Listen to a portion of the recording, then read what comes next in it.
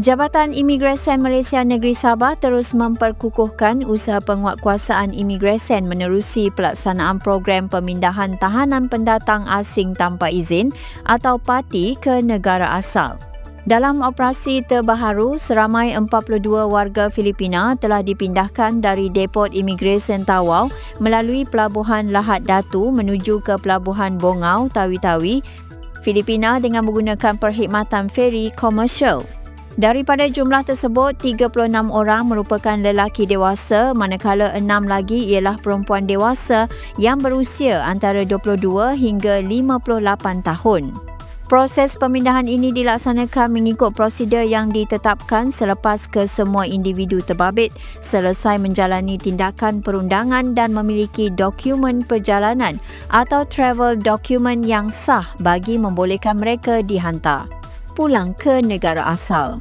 Menurut Jabatan Imigresen Malaysia Negeri Sabah, sehingga kini seramai 4,447 tahanan warga asing telah berjaya dipindahkan ke negara masing-masing. Daripada jumlah itu, seramai 2,891 orang ialah warga Filipina, diikuti 1,314 warga Indonesia, 113 warga Pakistan, 92 warga China, 18 warga Vietnam serta 19 individu daripada pelbagai negara lain.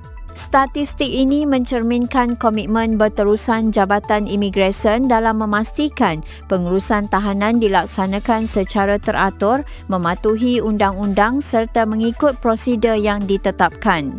Pada masa sama, usaha ini turut menjadi sebahagian daripada langkah memperkukuhkan kawalan sempadan dan memastikan sistem imigresen negara sentiasa berada pada tahap yang lebih berkesan.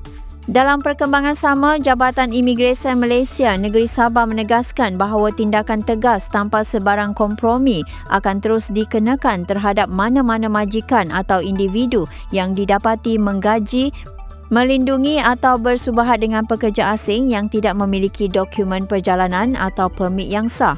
Mengikut peruntukan Akta Imigresen 1959,63, mereka yang didapati bersalah boleh dikenakan hukuman berat termasuk denda sehingga RM50,000, hukuman penjara serta sebatan, bergantung kepada kesalahan yang dilakukan.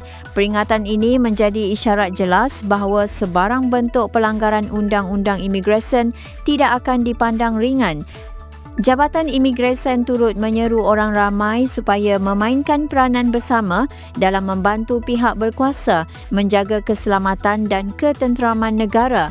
Masyarakat disaran supaya tidak bersekongkol, melindungi atau menggaji individu yang tidak mempunyai dokumen sah serta segera menyalurkan maklumat melalui saluran rasmi Jabatan Imigresen Malaysia sekiranya mengesan sebarang aktiviti yang mencurigakan.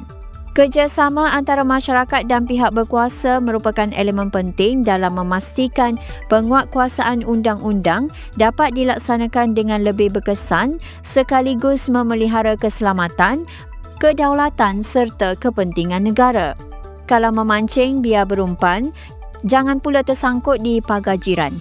Undang-undang jangan dibuat main, nanti alasan panjang, akhirnya tetap diambil tindakan. Terima kasih kerana menonton, jangan lupa subscribe dan jumpa lagi di video seterusnya.